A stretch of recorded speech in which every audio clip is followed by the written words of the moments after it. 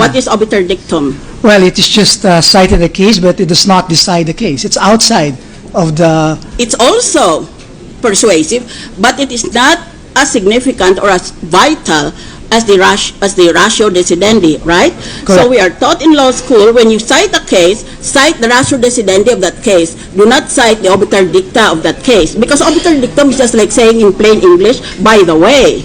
Di ba? Yes, yes. Oh, ngayon, patunayan mo sa akin, ratio decidendi, di ba, ang binigay mo doon sa kaso ng Salvacion, China Banking, and Ejercito, that the prosecution cited as its cases so that the foreign currency deposits of the defendant should be opened.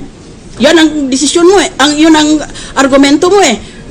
Inutos na yan noon ng Korte Suprema, di sundin natin. But were you citing the ratio decidendi or not? If I may explain, can I explain? Please answer. Your